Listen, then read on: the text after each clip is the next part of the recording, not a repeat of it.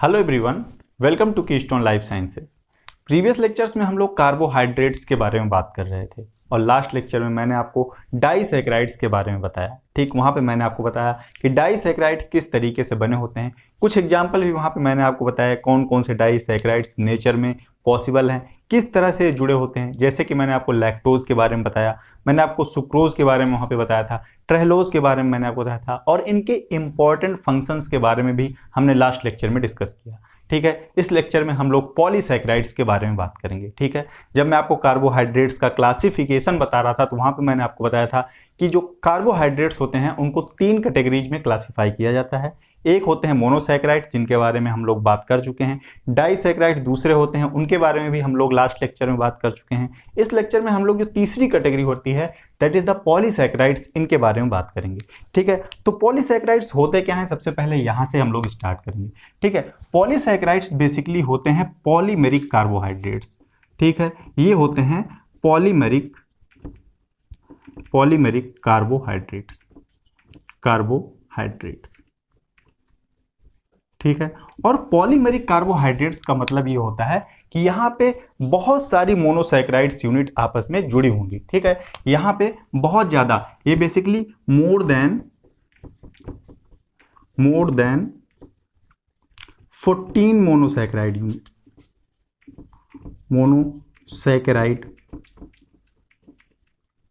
Monosaccharide units. ठीक, यहाँ पे बहुत ज्यादा मोनोसैकेराइड यूनिट्स आपस में जुड़ती हैं, और जब मोनोसैकेराइड यूनिट आपस में जुड़ती हैं तो वो एक बॉन्ड का फॉर्मेशन करती हैं। मैंने आपको लास्ट लेक्चर में बताया था कि जब भी मोनोसैकेराइड्स आपस में जुड़ेंगे तो किस तरीके से जुड़ेंगे, बाय ग्लाइकोसिडिक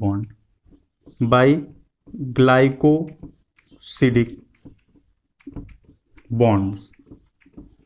ठीक है, वो जुड़ेंगे कैसे, ग्लाइकोसिडिक बॉन्ड के थ्रू जुड़ेंगे, चाहे वो डाइसैकेराइड बना रहे हों और चाहे वो पॉलीसैकेराइड बना रहे हों। अगर मोनोसैकेराइड्स आपस में जुड़ रहे हैं तो वो ग्लाइकोसिडिक बॉन्ड के थ्रू जुड़ते हैं। ठीक है, तो मोनोसैकेराइड्स बेसिकली पॉलीमेरिक कार्बोहाइड्रेट्स हैं। यहाँ पे ढेर सारी मोनोसैकेराइड यूनिट आपस में ग्लाइकोसिडिक बॉन्ड के थ्रू जुड़ेंगी। ठीक है, और ग्लाइकोसिडिक बॉन्ड के बारे में भी मैंने आपको बताया था, या तो अल्फा ग्लाइकोसिडिक बॉन्ड बनता है, अल्फा ग्लाइकोसिडिक बॉन्ड बनते हैं, मैंने आपको बताया था ग्लाइकोसिडिक बॉन्ड बनते हैं। ठीक है, या बीटा ग्लाइकोसिडिक बॉन्ड बनते हैं। ग्लाइकोसिडिक बॉन्ड मतलब अल्फा 1,4 बीटा 1,4, उसके अकॉर्डिंग यहाँ पे मैंने क्लासिफाई किया इसको। या अल्फा बीटा बनते हैं, ठीक, अल्फा अल्फा बनते हैं, बीटा बीटा बनते हैं। ठीक है, बहुत तरीके के ग्लाइकोसिडिक बॉन्ड्स बनते हैं। मैंने आपको लास्ट लेक्चर में अलग अलग एग्जांपल्स के साथ इन सारे तरह के जो ग्लाइकोसिडिक बॉन्ड्स होते हैं इनके बारे में बताया है। ठीक है, अब यहाँ पे मैंने आपको बताया कि पॉलीसैकेराइड्स कब बनेंगे, जब बहुत सारे मोनोसैकेराइड यूनिट आपस में जुड़ेंगे। ठीक है, ग्लाइकोसिडिक बॉन्ड के थ्रू जुड़ेंगे। दो बातें क्लियर हो गई। अब यहाँ पे बात आती है कि मोनोसैकेराइड यूनिट्स जो आपस में जुड़ेंगे पॉलीसैकेराइड बनाने के लिए, वो एक टाइप का भी मोनोसैकेराइड हो सकता है और अलग अलग टाइप के भी मोनोसैकेराइड्स हो सकते हैं। ठीक है, एक ही तरह का मोनोसैकेराइड हो सकता है, सिंगल टाइप के मोनोसैकेराइड, सपोज दैट ढेर सारे ग्लूकोज आपस में जुड़ गए। ठीक है, ढेर सारे ग्लूकोज आपस में जुड़े, या फिर अलग अलग मोनोसैकेराइड्स भी हो सकते हैं। पता चला एक एन एसिटिल ग्लूकोसामीन है तो एक एन एसिटिल म्यूरामिक एसिड आपस में जुड़ रहा है। ठीक है, तो इसके अकॉर्डिंग जो पॉलीसैकेराइड्स होते हैं उनको 2 कैटेगरीज में क्लासिफाई किया जा सकता है।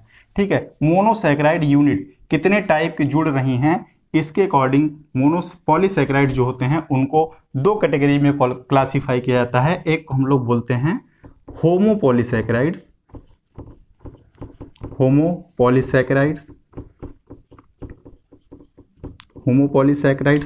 और दूसरे होते हैं हेटेरोपॉलीसैकेराइड्स।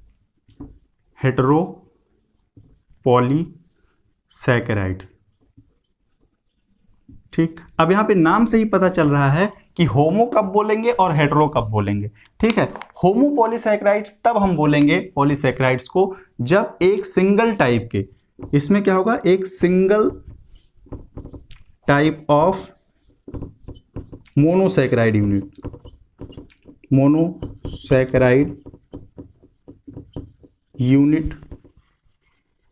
Unit is present.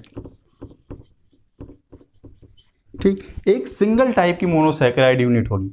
Suppose that सिर्फ ग्लूकोज ग्लूकोज ग्लूकोज आपस में जुड़ा हुआ है। इसका एग्जांपल अगर हम लोग देखें तो सेलुलोज है, सेलुलोज सिर्फ ग्लूकोज यहाँ पे जुड़ा होता है, ठीक है। स्टार्च है, स्टार्च है, ग्लाइकोजन है, ग्लाइकोजन है, ये सारे होमोपॉलीसैकेराइड्स में आते हैं, ठीक है। अगर हम लोग बात करें हेटेरोपॉलीसैकेराइड्स, तो हेटेरो हम तब बोलेंगे जब टू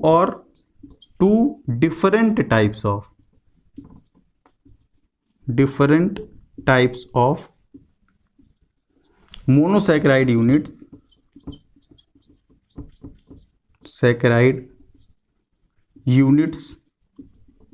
are present।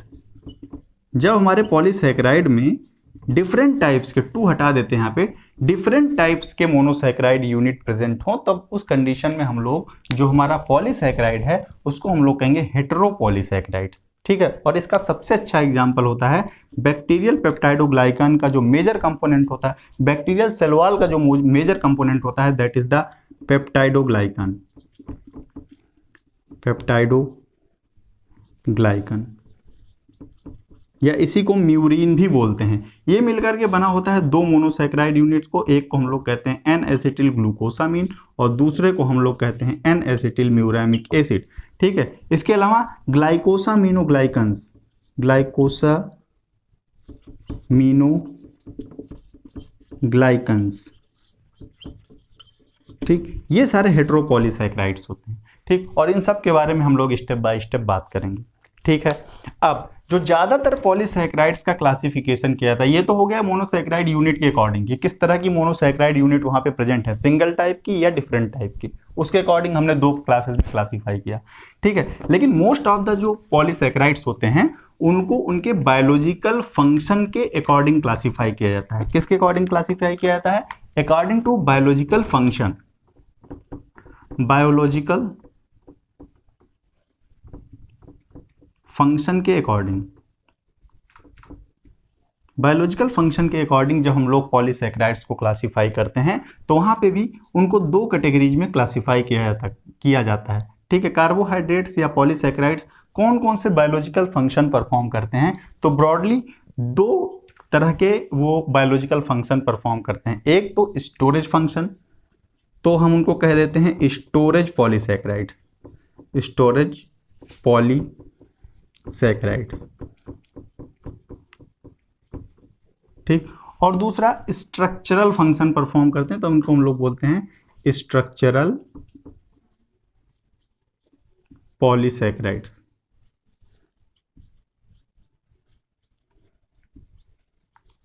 ठीक है।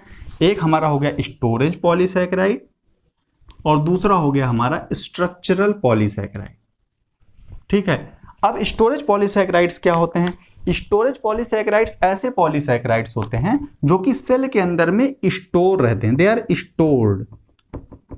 स्टोर्ड इनसाइड द सेल, ठीक है। और जब ये अगर ये सेल के अंदर स्टोर्ड है तो ये क्या फंक्शन परफॉर्म करेंगे? दे प्रोवाइड्स एनर्जी, ये क्या करेंगे? Provides energy for metabolic process,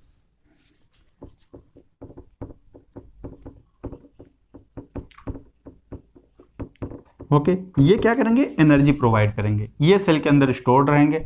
और जो स्ट्रक्चरल पॉलीसैकेराइड्स होंगे, ठीक है, वो बेसिकली क्या होंगे? ये structural component of, they are the component of cell structure, ठीक, सेलुलर स्ट्रक्चर के कंपोनेंट होंगे। फॉर एग्जांपल सेलुलोज को अगर हम लोग देखें, सेलुलोज, ठीक है, सेलुलोज क्या है? These are the structural component of plant cell wall, plant cell wall में पाया जाता है। इसी तरह से काइटिन है, ये फंगल सेल वॉल में पाया जाता है। और इसके अलावा एक्सोस्केलेटन ऑफ इंसेक्ट्स में पाया जाता है। इंसेक्ट्स का जो एक्सोस्केलेटन होता है उसमें क्या पाया जाता है? काइटिन पाया जाता है। इंपॉर्टेंट है, इसको आप लोग याद रखिएगा, ठीक है। अब ये फंक्शन के अकॉर्डिंग हमने क्या किया है, जो हमारे पॉलीसैकेराइड्स हैं उनका क्लासिफिकेशन किया है, ठीक है, अब एक एक करके कुछ एग्जाम्पल के साथ हम लोग देखते हैं, कुछ पॉलीसैकेराइड्स का एग्जाम्पल लेते हैं, उनकी मोनोसैकेराइड यूनिट क्या होती हैं, किस तरह से वो जुड़े होते हैं, थोड़ा सा इसके बारे में जानते हैं और ये इंपॉर्टेंट भी है। ठीक है, तो सबसे पहले हम लोग कुछ स्ट्रक्चरल पॉलीसैकेराइड्स की बात करते हैं, जैसे कि हमारा सेलुलोज है, तो सबसे पहले हम लोग बात करते हैं सेलुलोज की। ठीक है, सेलुलोज, सेलुलोज, ठीक है, सबसे पहले सेलुलोज की बात करें। सेलुलोज है क्या? ये मेजर कंपोनेंट है प्लांट सेल वॉल का। इसका मतलब ये सेल वॉल के ऑर्गेनाइजेशन में इन्वॉल्व है। ठीक है, तो स्ट्रक्चरल फंक्शन परफॉर्म कर रहा है, इसलिए पहला पॉइंट इसमें हो जाएगा, it is a structural polysaccharide. Structural polysaccharide है। ये पॉइंट्स बहुत इंपॉर्टेंट हैं, इनको नोट करते चलिएगा। ठीक है, स्ट्रक्चरल पॉलीसैकेराइड्स। दूसरा, ठीक है, ये मिलकर के बना होता है बीटा डी ग्लूकोज से। ठीक है, इसकी मोनोमेरिक यूनिट क्या होती है? मोनोमेरिक यूनिट इसकी होती है monomeric unit. Monomeric unit is beta D glucose. ठीक, अब ढेर सारे बीटा डी ग्लूकोज आपस में जुड़े होंगे। ठीक है, और इसका मतलब यहाँ पे क्या है, एक सिंगल मोनोसैकेराइड जुड़ रही है, एक सिंगल मोनोसैकेराइड है, इसलिए क्या हो जाएगा, it is a homopolysaccharide. Homopolysaccharide. ठीक है, चलिए, होमोपॉलीसैकेराइड है, मोनोमेरिक यूनिट आपको पता चल गई, बीटा डी ग्लूकोज। ठीक है, अब ये जो बीटा डी ग्लूकोज आपस में जुड़ेंगे, ये किस तरह के लिंकेज से जुड़ेंगे, किस तरह के ग्लाइकोसिडिक बॉन्ड से जुड़ेंगे? तो यहाँ पे जो ग्लाइकोसिडिक बॉन्ड बनेगा वो होगा बीटा 1,4 ग्लाइकोसिडिक बॉन्ड। ये इंपॉर्टेंट है, इसको याद रखना है। ठीक है, तो ढेर सारे ग्लूकोज मॉलिक्यूल आएंगे, आपस में जुड़ेंगे, कैसे जुड़ेंगे? बीटा 1,4 ग्लाइकोसिडिक लिंकेज के थ्रू जुड़ेंगे। ठीक है, अब ये प्लांट फाइबर्स जो होते हैं उनको सेलुलोज स्ट्रेंथ प्रोवाइड करता है। ठीक है, तो सपोज दैट ये ढेर सारे ग्लूकोज है, बीटा डी ग्लूकोज आपस में जुड़ गए। ठीक है, ठीक, ये एक चेन बन गई सेलुलोज की। ठीक है, ये एक चेन क्या बन गई? ये सेलुलोज है, ढेर सारे बीटा डी ग्लूकोज आपस में जुड़े हुए हैं।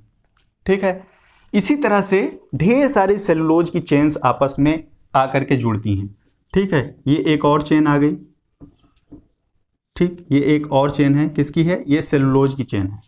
ये दोनों क्या है? ये सेलुलोज है। इसमें ढेर सारे बीटा डी ग्लूकोज आपस में ग्लाइकोसिडिक लिंकेज के थ्रू जुड़े हुए हैं। इसी तरह से बहुत सारी चेन्स होती हैं। ठीक है, ये भी एक चेन है, ये भी एक चेन है, और ये सारी चेन्स आपस में हाइड्रोजन बॉन्ड के थ्रू जुड़ी रहती हैं। कैसे जुड़ी रहती हैं? हाइड्रोजन बॉन्ड के थ्रू जुड़ी रहती हैं। ये कैसे जुड़ी होंगी? हाइड्रोजन बॉन्ड के थ्रू। ये बीच में ग्रीन कलर से जो मैं दिखा रहा हूँ, ये सारे सेलुलोज मॉलिक्यूल जो हैं ये आपस में जुड़े हुए हैं हाइड्रोजन बॉन्ड के थ्रू। ठीक है, ये क्या है? Hydrogen bond. ठीक है, इस तरह से ढेर सारे सेलुलोज मॉलिक्यूल आपस में हाइड्रोजन बॉन्ड से जुड़ करके और ये कलेक्टिवली बनाते क्या हैं? Cellulose microfibrils. Cellulose microfibrils. ठीक, और यही सेलुलोज माइक्रोफाइब्रिल्स जब बन जाता है तब ये प्लांट फाइबर को मैकेनिकल स्ट्रेंथ प्रोवाइड करता है और सेल वॉल के कंपोजिशन में इंपॉर्टेंट रोल प्ले करता है। ठीक है, तो इस तरह से कुछ इस तरह से हमारा जो सेलुलोज मॉलिक्यूल होता है वो बना होता है। ठीक है, अब दूसरे स्ट्रक्चरल पॉलीसैकेराइड्स की हम लोग बात करते हैं। दूसरा जो स्ट्रक्चरल पॉलीसैकेराइड है वो है काइटिन। ठीक है, बात करते हैं काइटिन की। काइटिन, ठीक, काइटिन ये भी एक तरीके का होमोपॉलीसैकेराइड है। ठीक है, ये क्या है? होमोपॉलीसैकेराइड। होमोपॉलीसैकेराइड है, homopolysaccharide of N acetyl glucosamine. Glucosamine क्या है? मैंने आपको बताया था ये एक अमीनो शुगर है। अगर आपने मोनोसैकेराइड डिराइव्ड मॉलिक्यूल वाला लेक्चर देखा होगा तो वहां पे मैंने इसके बारे में बात किया है। ठीक है, एन एसिटिल ग्लूकोसामीन से मिलकर के बना होता है क्या? हमारा काइटिन। काइटिन है क्या? ये एक स्ट्रक्चरल पॉलीसैकेराइड है। स्ट्रक्चरल पॉलीसैकेराइड है, पॉलीसैकेराइड है। ठीक है, और ये स्ट्रक्चरल पॉलीसैकेराइड पाया कहां पे जाता है? It is the major component of component of fungal cell wall, fungal cell wall and exoskeleton of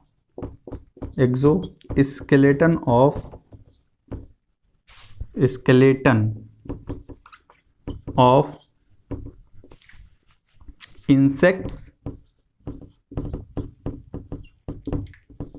exoskeletons of insects. ठीक है, अब यहाँ पे ढेर सारे जो एन एसिटिल ग्लूकोसामीन होते हैं वो किस तरह के लिंकेज के थ्रू जुड़े होते हैं, थोड़ा सा इसके बाद। ठीक है, तो एन एसिटिल ग्लूकोसामीन यहाँ पे जुड़ा होता है बीटा 1,4 लिंकेज के थ्रू। जैसे सेलुलोज में जुड़ा होता है वैसे ही यहाँ पे जुड़ा होता है हमारा एन एसिटिल ग्लूकोसामीन। कहाँ पे? काइटिन में। किस तरीके से? बीटा 1,4 लिंकेज के थ्रू जुड़ा होता है। ठीक है, तो इतनी बात आपको यहाँ पे काइटिन के बारे में याद रखनी है। ठीक, नेक्स्ट हमारा आता है पेक्टिन। नेक्स्ट हमारा स्ट्रक्चरल पॉलीसैकेराइड आता है, उसको हम लोग कहते हैं पेक्टिन। Pectin, pectin. ठीक है, pectin basically jams and jellies बनाने में यूज किया जाता है। ये एक तरीके का प्लांट प्रोडक्ट है। ठीक है, प्लांट में पाया जाता है और बेसिकली ये क्या है? ये भी एक तरीके का स्ट्रक्चरल पॉलीसैकेराइड है। स्ट्रक्चरल पॉलीसैकेराइड है। ये स्ट्रक्चरल पॉलीसैकेराइड होता है। ठीक है, और ये बेसिकली होमोपॉलीसैकेराइड है। It is the homopolysaccharide of D galacturonic acid, गैलेक्टोरोनिक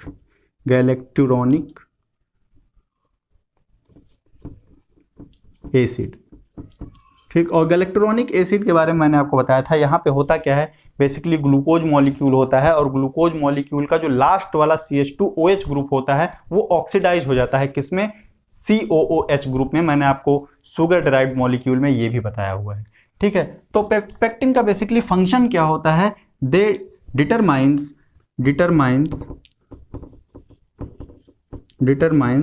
the porosity of cell wall. Cell wall की पोरोसिटी को डिटरमाइन करने का काम करता है। ठीक है, तो पेक्टिन के बारे में आपको इतना याद रखना है। ठीक है, अब हम लोग बात करते हैं कुछ स्टोरेज पॉलीसैकेराइड्स की। स्टोरेज पॉलीसैकेराइड्स ऐसे पॉलीसैकेराइड होते हैं जो सेल के अंदर स्टोर रहते हैं। ठीक है, और स्टोर रह के जब वो टूटते हैं तो क्या करते हैं? वो हमें एनर्जी प्रोवाइड करते हैं। ठीक है, तो स्टोरेज पॉलीसैकेराइड्स की बात करते हैं। Storage polysaccharides. ठीक है, स्टोरेज पॉलीसैकेराइड्स में सबसे पहले हम लोग बात करते हैं स्टार्च की।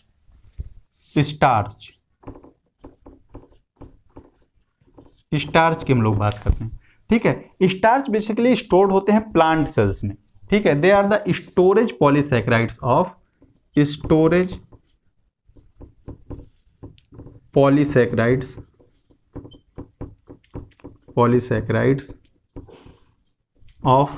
Plant cells. ठीक है, अब प्लांट सेल्स में स्टोर्ड होते हैं। कहां पे स्टोर्ड होते हैं? ये स्टोर्ड होते हैं साइटोसॉल में पाए जाते हैं in the form of starch granules.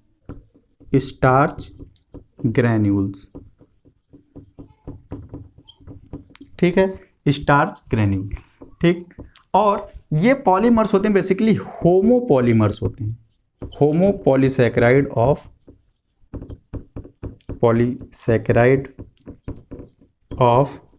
Alpha D glucose. ठीक, ये अल्फा डी ग्लूकोज के होमोपॉलीसैकेराइड्स होते हैं। स्टार्च सेल्स के अंदर में दो टाइप्स में पाए जाते हैं या दो फॉर्म्स में पाए जाते हैं। स्टार्च जो होता है वो सेल्स के अंदर में दो फॉर्म में पाया जाता है। इसीलिए कहा जाता है कि ये मिक्सचर होता है। ये मिक्सचर किन किन चीजों का होता है? एमाइलोज और एमाइलोपेक्टिन का मिक्सचर होता है। ठीक है, ये मिक्सचर होता है एमाइलोज और एमाइलोपेक्टिन का।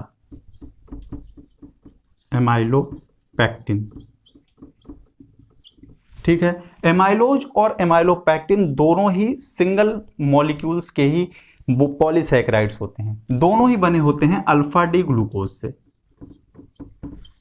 अल्फा डी ग्लूकोज से दोनों ही बने होते हैं, ठीक है। एक हमारा लीनियर होता है और दूसरा हमारा ब्रांच्ड चेन होता है, ठीक है। जो एमाइलोज होता है ये लीनियर पॉलीमर होता है, ये क्या है, ये लीनियर पॉलीमर होता है, लीनियर पॉलीमर होता है, linear polymer of alpha D glucose, ठीक है। और इसमें जो अल्फा डी ग्लूकोज होते हैं वो आपस में जुड़े होते हैं बाई अल्फा 1,4 ग्लाइकोसिडिक बॉन्ड, ठीक है, अल्फा 1,4 ग्लाइकोसिडिक बॉन्ड, ठीक है। वहीं अगर हम लोग बात करें एमाइलोपैक्टिन्स की, ठीक है, अगर हम लोग बात करें एमाइलोपैक्टिन्स की तो they are the branched polymers, branched polymers, ठीक, ये ब्रांच्ड पॉलीमर्स होते हैं, ठीक है। और इसमें क्या होता है, जो हमारा अल्फा डी ग्लूकोज होता है, अल्फा डी ग्लूकोज जो होता है वो पहले तो जुड़ा होता है एक स्ट्रेट लाइन में by alpha 1,4 linkage, alpha 1,4 linkage से, ठीक। और जब ब्रांचिंग शुरू होगी, ब्रांचिंग कहां से होगी, तो एक और ग्लाइकोसिडिक बॉन्ड बनेगा, ठीक है। ब्रांचिंग कहां पे होगी, एट अल्फा 1,6 पोजीशन पे, ठीक है। तो जो ब्रांचिंग होगी वो अल्फा 1,6 लिंकेज के थ्रू होगी, ठीक। अल्फा 1,4 सीधी लाइन में जुड़ा होगा और जब ब्रांचिंग शुरू होगी तो वहां पे अल्फा 1,6 लिंकेज बनेगा, ठीक है। और जो ब्रांचिंग होती है, सपोज दैट ये हमारी पूरी चेन है अल्फा 1,4 लिंकेज वाली, ठीक है, अल्फा 1,4 लिंकेज वाली, अल्फा 1,4 लिंकेज वाली हमारी ये पूरी क्या है, ये चेन है। अब यहां पे क्या होना है, ब्रांचिंग होनी है, ठीक है। तो ब्रांचिंग कब होगी, ब्रांचिंग होगी एटलीस्ट 25 मोनोसैकेराइड यूनिट के बाद, ठीक है। हर 25 मोनोसैकेराइड यूनिट के बाद एक ब्रांच ओरिजिनेट होगी, ठीक है। कितने शुगर यूनिट के बाद, 25 शुगर यूनिट के बाद, ठीक है। तो इसको मैं थोड़ा सा एमाइलोपैक्टिन को मैं थोड़ा सा बना के यहाँ पे दिखाता हूँ, ठीक है। एमाइलोपैक्टिन की ब्रांचिंग किस तरह से होती है तो थोड़ा सा मैं यहाँ पे इस चीज़ को एलिब्रेट करूँगा। ये देखिए यहाँ पे सपोज दैट ये हमारा एक ग्लूकोज मॉलिक्यूल है, ये हमारा एक ग्लूकोज मॉलिक्यूल हमने बनाया, ठीक है। ये इसका अल्फा कार्बन है, अल्फा 1,4 लिंकेज के थ्रू जुड़ा हुआ है, ठीक है। ये हमारा दूसरा आ गया, ये इसका फर्स्ट कार्बन है और ये दूसरा वाला जो हमारा ग्लूकोज मॉलिक्यूल है उसका फोर्थ कार्बन है, तो अल्फा 1,4 लिंकेज के थ्रू ये जुड़ गया, ठीक है। ये हमारा दूसरा ग्लूकोज हो गया, ठीक है, ये दूसरा ग्लूकोज हो गया। इसका पहला, ये हमारा फर्स्ट ग्लूकोज है, ये हमारा सेकेंड ग्लूकोज है, ठीक है। फर्स्ट ग्लूकोज सेकेंड ग्लूकोज, पहला वाला दूसरे वाले के फोर्थ से जुड़ा हुआ है। अब दूसरे वाले का जो फर्स्ट है, दूसरे वाले का जो पहला कार्बन है वो थर्ड वाले के फोर्थ कार्बन से जुड़ा होगा, कुछ इस तरीके से, ठीक। इसी तरह से सो ऑन, सारे इसी तरीके से जुड़े होंगे, ठीक है। ये पूरा, ये फर्स्ट ग्लूकोज हो गया, ये हमारा सेकेंड ग्लूकोज, ये थर्ड, इसी तरह से फोर्थ फिफ्थ, ढेर सारे इस तरह से जुड़े होंगे, ठीक है। तो इस लाइन में सपोज दैट ये 25th वाला हमारा अगर हो, यहाँ से हम लोग पूरी लाइन लेते हुए आ रहे हैं, तो यहाँ पे अल्फा 1,6 पे हमारी ब्रांचिंग स्टार्ट होगी और वो ब्रांचिंग होगी यहाँ से। ये क्या है, ये हमारा फिफ्थ कार्बन है, ठीक है। फिफ्थ कार्बन से क्या जुड़ा हुआ है, CH2OH, ठीक है, CH2OH यहाँ से जुड़ा हुआ है, तो हमारा सिक्स्थ कार्बन है, ठीक है। ये हो गया सिक्स्थ कार्बन। अब इस सिक्स्थ कार्बन से एक और आकर के यहाँ से ग्लूकोज मॉलिक्यूल जुड़ेगा, अपने फर्स्ट कार्बन से एक ग्लाइकोसिडिक बॉन्ड बनाएगा, ठीक है। तो इस तरह से यहाँ पे ब्रांचिंग स्टार्ट हो जाएगी, ठीक। एक ये चल रही थी चेन, अब एक ये चेन यहाँ पे ब्रांच हो जाएगी, ठीक है। फिर इसी तरह से 25 ग्लूकोज रेसिड्यूज होंगे, वहाँ पे ब्रांच हो जाएगा, ठीक है। इस तरह से स्टार्च ग्रेन्यूल्स जो होते हैं वो एमाइलोपैक्टिन के फॉर्म में कहाँ पे प्रेजेंट होते हैं, जो हमारी प्लांट सेल्स होती हैं उनके साइटोसॉल में प्रेजेंट होते हैं, ठीक है। अब यहाँ पे एमाइलोज के बारे में थोड़ी सी बात और मैं बताना चाहता हूँ। जो एमाइलोज पाया जाता है सेल्स में, ठीक है, एमाइलोज एक हेलिकल कन्फॉर्मेशन में पाया जाता है, ठीक है। एमाइलोज, एमाइलोज, एमाइलोज जो स्टार्च का फॉर्म होता है ये बेसिकली हेलिकल फॉर्म में पाया जाता है, या एक हेलिक्स बनाता है, ठीक है, एक हेलिक्स बनाता है। और इस हेलिक्स में 6 ग्लाइकोसिल रेजिड्यू पाए जाते हैं। इस एक हेलिक्स में 6 ग्लाइकोसिल रेजिड्यू पाए जाते हैं, मतलब 6 ग्लूकोज मॉलिक्यूल्स होंगे यहाँ पे, रेजिड्यूज पाए जाते हैं, ठीक, इस चीज को याद रखना है यहाँ पे।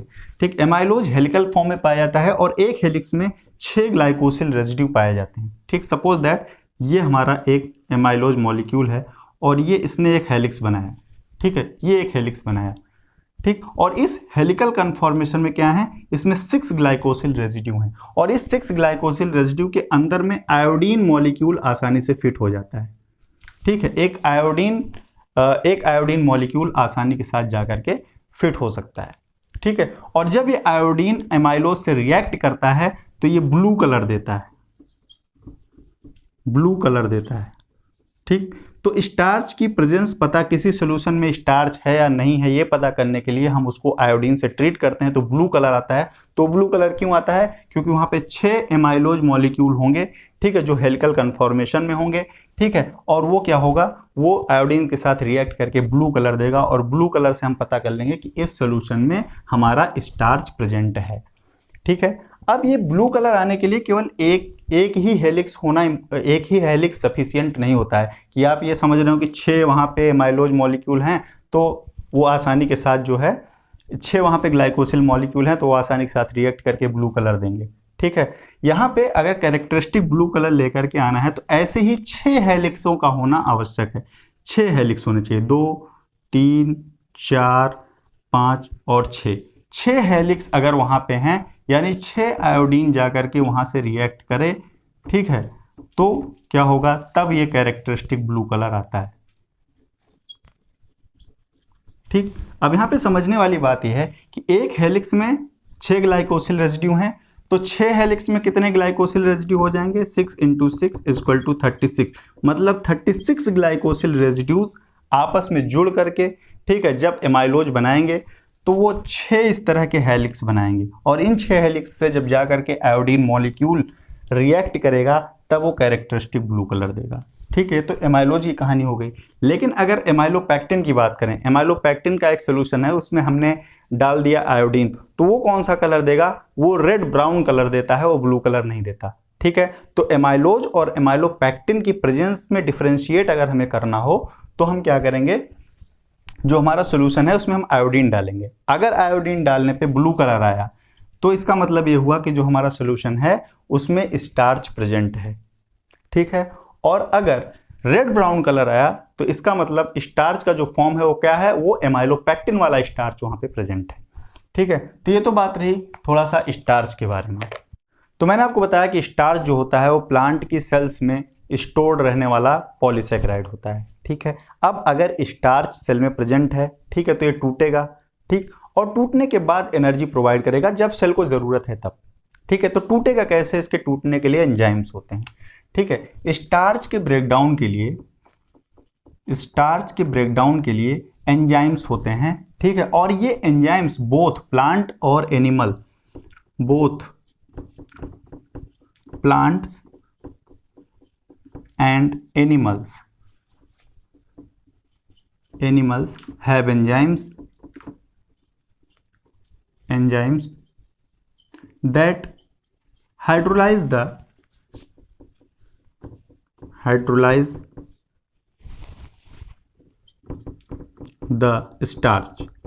स्टार्च को तोड़ने के लिए प्लांट और एनिमल दोनों के पास में क्या होता है, एंजाइम होता है। ठीक है, और यहां पे मैं आपको एक चीज और अभी क्लियर कर दूं कि जब कोई कार्बोहाइड्रेट टूटेगा तो वहां पे जो एंजाइम यूज होगा, ठीक है, कोई भी कार्बोहाइड्रेट, पॉलीसैकेराइड हो, डाइसैकेराइड हो, जो भी पॉलीसैकेराइड, अगर कोई भी यहाँ पे हमारा कार्बोहाइड्रेट टूट रहा है तो जो एंजाइम वहाँ होगा उसकी जो कैटेगरी होगी उसको हम लोग क्लासिफाई करते हैं ग्लाइकोसाइडेजेज में,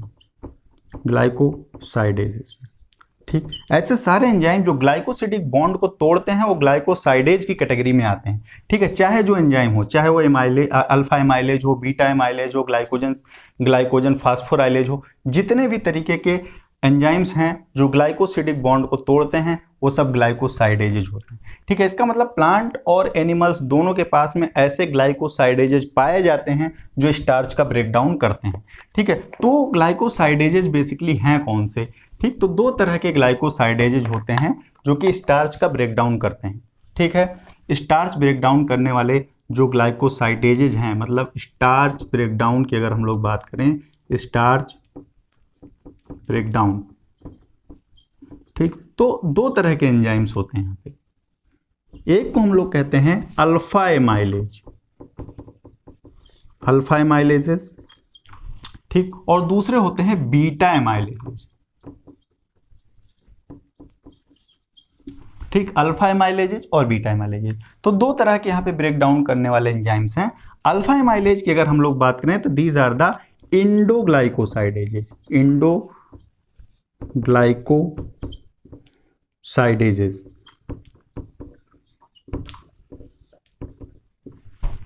इंडोग्लाइकोसाइडेजेस, ठीक, ये इंडोग्लाइकोसाइडेज है। इंडोग्लाइकोसाइडेज का मतलब ये है कि जो हमारी पॉलीसैकेराइड की चेन है उसके बीच में कहीं पे जाके काटेगा। सपोज दैट ये हमारा पॉलीमर है, ठीक है, ढेर सारे ग्लूकोज रेजिड्यू यहां से जुड़े हुए हैं, ठीक है, तो अगर अल्फा एमाइलेज आता है,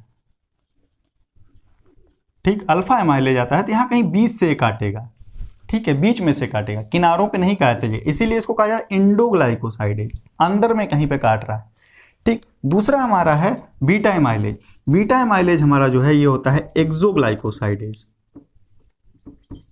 एक्सोग्लाइकोसाइडेज,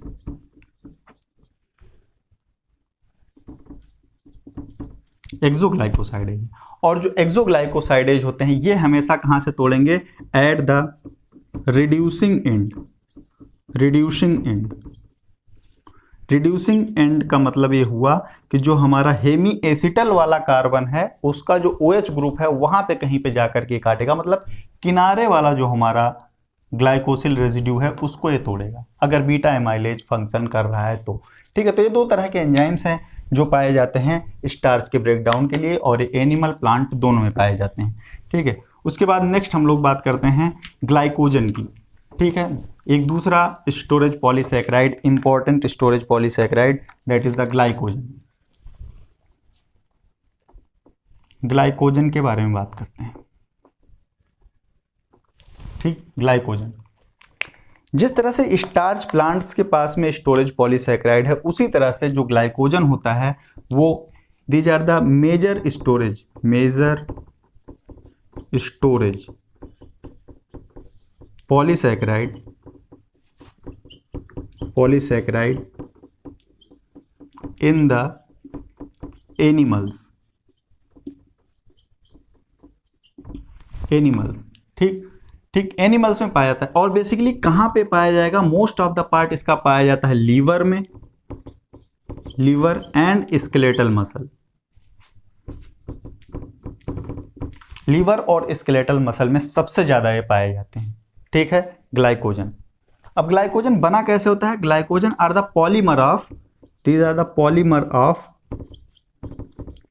ऑफ अल्फा डी ग्लूकोज, ठीक, ये अल्फा डी ग्लूकोज से मिलकर के बने होते हैं, ठीक है। और जुड़ा कैसे होता है, यहाँ पे जुड़ा अल्फा डी ग्लूकोज जो जुड़ा होता है वो जुड़ा होता है अल्फा 1,4 लिंकेज के थ्रू, और जो ब्रांचिंग यहाँ पे भी, ये भी ब्रांच्ड चेन पॉलीमर है, ठीक है, और जो ब्रांचिंग होती है वो यहाँ पे होती है अल्फा 1,6 लिंकेज के थ्रू, ठीक है, यहाँ पे भी ब्रांचिंग है, ठीक। हमने जब एमाइलोपेक्टिन की बात की थी तो वहाँ पे भी ब्रांचिंग थी, ग्लाइकोजन के केस में भी ब्रांचिंग है, दोनों जगह पे ब्रांचिंग है, लेकिन दोनों में डिफरेंस है, ठीक है। एमाइलोपेक्टिन में मैंने आपको बताया था जो ब्रांच पॉइंट होता है वो एवरी 25 शुगर रेजिड्यू के बाद में होता है, ठीक है, 25 शुगर रेजिड्यू के बाद में होता है, ठीक। लेकिन अगर हम लोग ग्लाइकोजन में बात करें जो ब्रांच पॉइंट होता है तो ये बहुत ही डेंस ब्रांच्ड होता है, बहुत ज़्यादा ब्रांच, हाईली ब्रांच्ड होता है। ये जो ब्रांचिंग पॉइंट होता है ये अप्रॉक्सीमेटली 10 शुगर रेजिड्यू के बाद होता है, ठीक, 10 शुगर रेजिड्यू,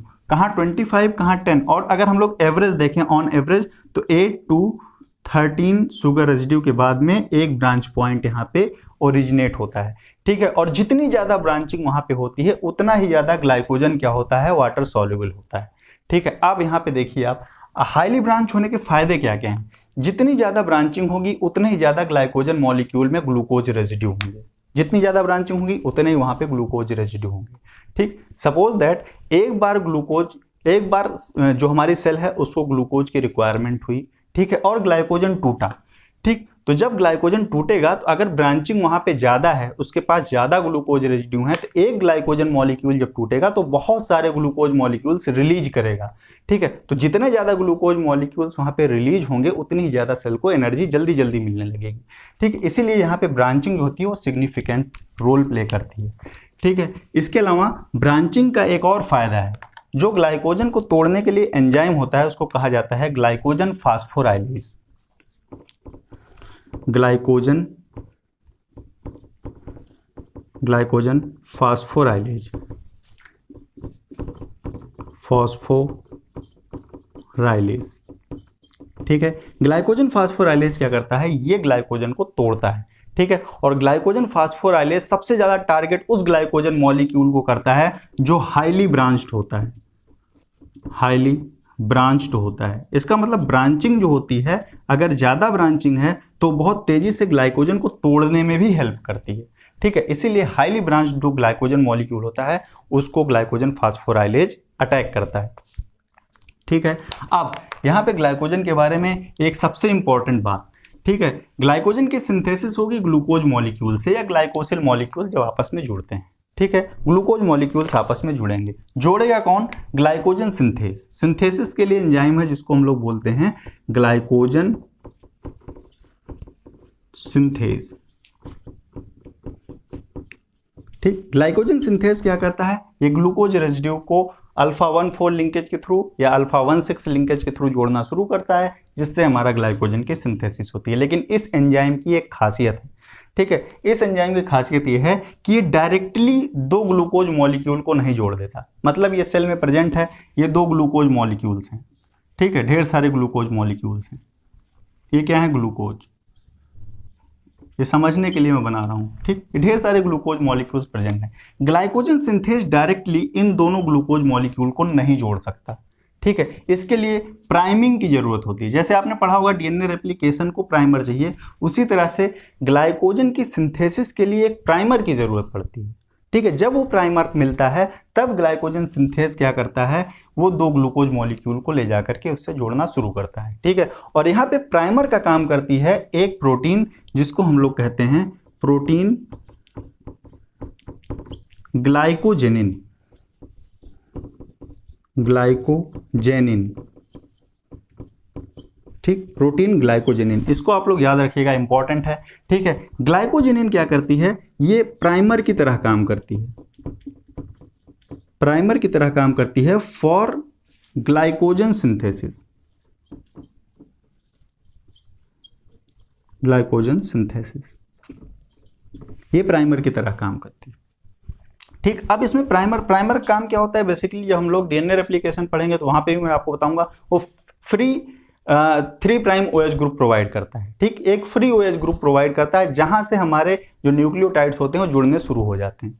ठीक है, उसी तरह से ये जो ग्लाइकोजेनिन प्रोटीन है ये भी एक फ्री OH ग्रुप प्रोवाइड करेगी। और वो OH ग्रुप कहां पे आएगा, इस ग्लाइकोजेनिन प्रोटीन के पास एक स्पेसिफिक टायरोसिन रेजिड्यू है, टायरोसिन रेजिड्यू है। ठीक, और टायरोसिन में आपको अमीनो एसिड का स्ट्रक्चर पढ़ाऊंगा तो मैं बताऊंगा, टायरोसिन के पास में एक OH ग्रुप होता है। ठीक है, इस टायरोसिन का जो OH ग्रुप होगा, यही OH ग्रुप क्या करेगा, ये OH ग्रुप प्रोवाइड करेगा एक स्टार्टिंग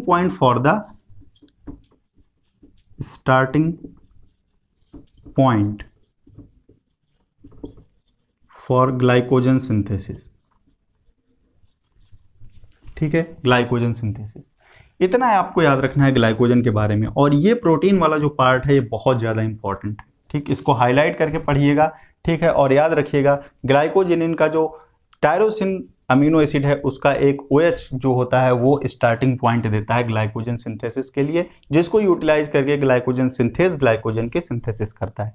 ठीक है, अब मैंने आपको बताया कि जो ग्लाइकोजन था ये किससे मिलकर बना था, अल्फा डी ग्लूकोज से। ठीक है, मतलब ढेर सारे ग्लूकोज मॉलिक्यूल जुड़े हैं, एक ही टाइप का यहाँ पे मोनोसैकेराइड यूनिट है, इसलिए ये भी क्या हो गया, होमोपॉलीसैकेराइड्स हो गए। ठीक है, होमोपॉलीसैकेराइड। तो अभी तक मैंने आपको जितने भी पॉलीसैकेराइड बताया, चाहे वो स्ट्रक्चरल पॉलीसैकेराइड रहा हो और चाहे वो स्टोरेज पॉलीसैकेराइड रहा हो, सारे के सारे क्या थे, होमोपॉलीसैकेराइड्स थे। ठीक है। अब एक दूसरा पार्ट बचता है जहां पे दो डिफरेंट टाइप की मोनोसैकेराइड यूनिट्स आपस में जुड़ती हैं और वो एक पॉलीसैकेराइड बनाती हैं, जिसको हम लोग हेटेरोपॉलीसैकेराइड्स बोलते हैं। ठीक, इनके बारे में हम लोग नेक्स्ट लेक्चर में बात करेंगे। इस लेक्चर को हम लोग यहीं पे फिनिश करते हैं। Thank you for watching.